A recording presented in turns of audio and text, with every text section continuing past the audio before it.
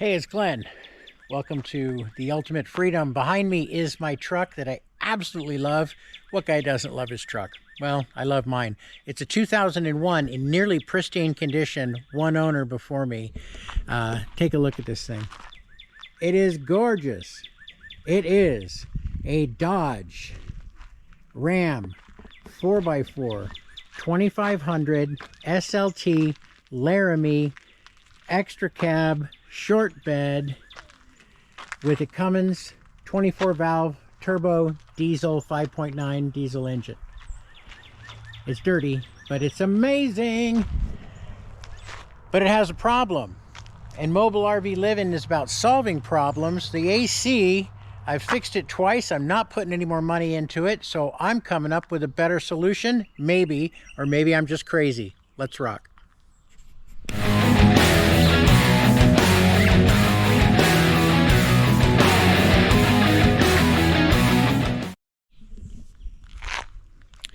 So what's my crazy solution, you say? I'm glad you asked. Right there. An absolutely enormous 12,000 BTU 12 volt air conditioner.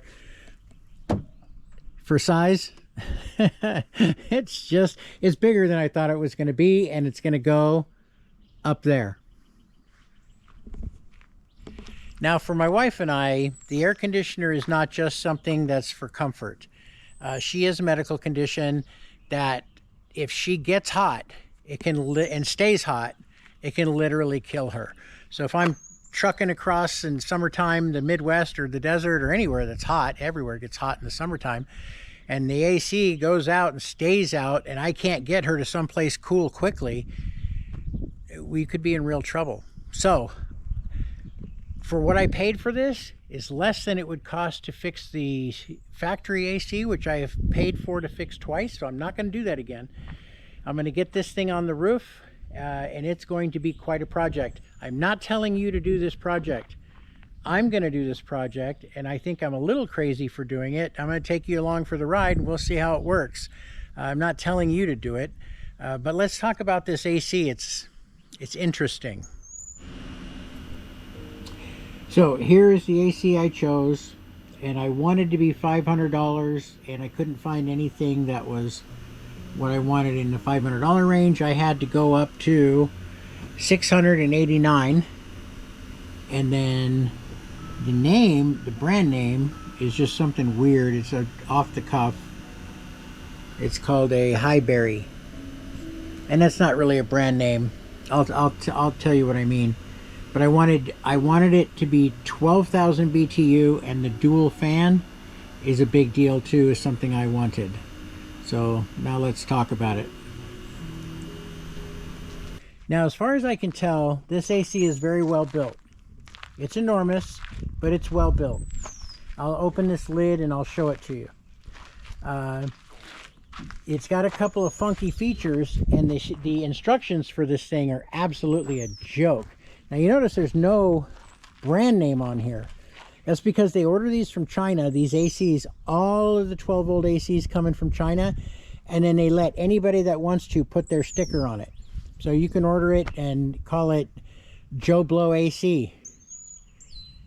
Joe Blow, B-L-O-W. That's actually not bad. Anyway, so the brand is kind of a non-thing. It's an AC from China. Let's look inside. So I just took the cover off, and this cover is better than covers I've seen on Dometic and Coleman ACs that run on 110. It's a really beefy cover, and the interior of this thing is actually built better. These are the screws that were used to hold that on. Look how many. Okay, the 110 ACs from Coleman and Dometic and those guys, they usually have 1, 2, 3, 4 screws. That's it. This thing's got screws all the way around it that hold it together.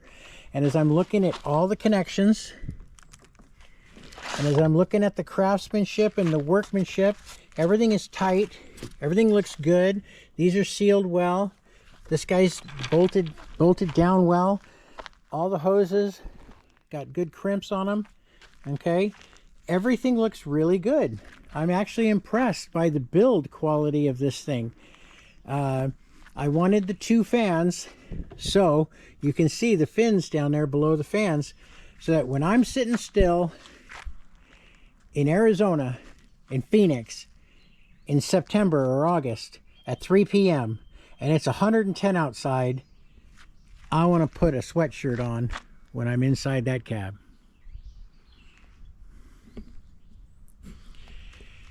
Now, the idea to put a 12-volt AC on top of my truck actually came to me because AC companies kept reaching out to me and saying they wanted me to do an install video, but they were sleazy. 3 or 4 of them in a row said, go buy the AC. When we see the positive video, when we see your video and it's a positive result for us, the AC manufacturer, we will pay you what you paid for the AC, and then if you want, you can return it to Amazon and get that money back. And that is just sleazy.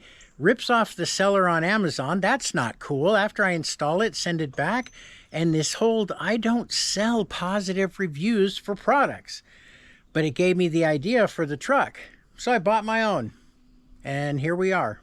Now, let's get started. This has got one weird thing with it. Not probably more than one. The first weird thing that I discovered with this guy is the size of the opening. So what do I mean, the size of the opening? Every AC for an RV, the opening that it goes into the rig with should be a 14 1/4 by 14 1/4 hole. This one is not. And it weighs a ton. This thing is huge. So I'm going to pick it up on its side. Sorry for the wacky view you're getting right now. Okay. So what the instructions say, now where those wires are, that's the air intake. And those wires are just hanging there. So that's your air intake. That's where it blows air back into the rig that's cooled. Warm air in, cold air out. That thing's like 18 inches across and 13 inches across. It's a bizarre size. It's wrong. And what they made it for, according to the instructions, is you remove the sunroof in your vehicle and you install this and it fits in the sunroof opening. I've never heard of that. I have no idea what sunroof they're talking about. But since I'm cutting the hole in the roof myself, I figured, okay, I can do this. I can just cut the hole the size I need it. It's not a typical install. And then the company, when I ordered it, said, hey, that unit you ordered is not available. Our new one is, and the new one has a 14 by 14 opening. No, it doesn't. They sent this metal bracket, okay, which is really hot. It's black and it's in the sun. Never dull. They sent this bracket, and you put this bracket on the bottom of the AC. It's just an add-on piece to the AC that has the wrong size. And they did not consider the air intake is going to suck air from outside of the vehicle. I have to fix that myself, and that's nowhere in the instructions. This guy's not in the instructions. He's not in the parts list, and there are no instructions on how to install him onto him and onto there. The instructions are absolutely pathetic. You're on your own with this one. So this is definitely going to be an adventurous undertaking to get this bad boy up there. And look, my truck is so amazing, bluebirds want to kiss it.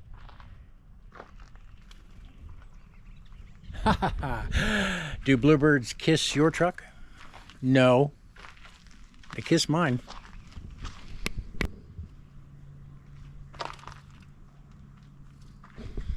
I think the bird is just in love with himself and using my mirror to love himself.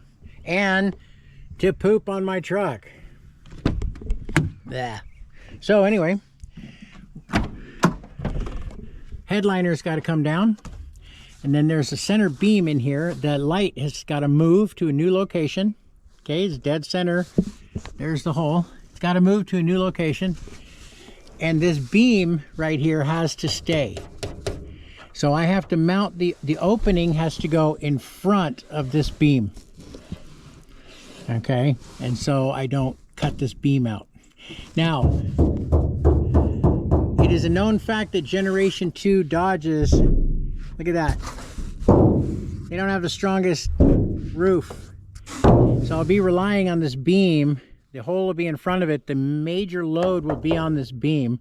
And then it takes 4 bolts, and the 4 bolts will sandwich everything and give me the strength I need to hold this thing up. And then I got to run the wires up in here and then get into here and get into the dash and then get into the front to attach to a battery to make the 12 volt AC work.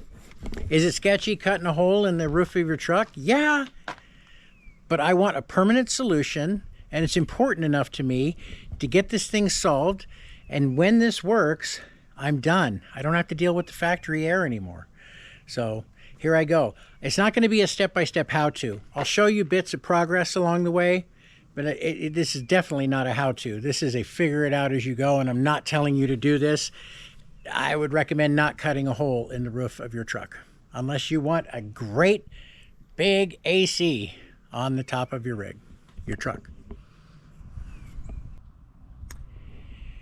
Okay, so the way this thing works, that's the ring that goes inside the truck that holds this unit on the roof. This is exactly how all the other ACs on RVs are sealed. And what you do is you compress this using 4 bolts, and you compress it to half of its normal width, and then that's what gives you your water seal. So this guy gets glued to the top with this sticky tape of the rig, and then this guy comes underneath, and the headliner is here, and the hole is the inside diameter here. But the issue that I'm telling you about is that's going to suck air right there if I don't cover it, and they don't mention it. This is the air return. So the air returns here. This puts cold air into the rig, and so this has got to be covered or it'll suck air from the outside. And on both sides. Well, not as much on that side. Look at that. And so they don't mention this at all. I'm going to mention it to them, I'll tell you that. But anyway, that's what I got to do in customization to get this thing to work properly. Moving on. Well, I was just getting ready to mark the roof on the inside and get my center and then go up on top and cut the opening when weather started moving in. So this is going to have to be a 2-parter because it's supposed to rain tonight and tomorrow, and I don't want to cut a hole in my roof and then, obvious reasons, leave it there. So the install of the big bad AC is going to have to be a 2-part series. Thanks for watching. Please hit thumbs up, hit subscribe, and I'll see you in the next video.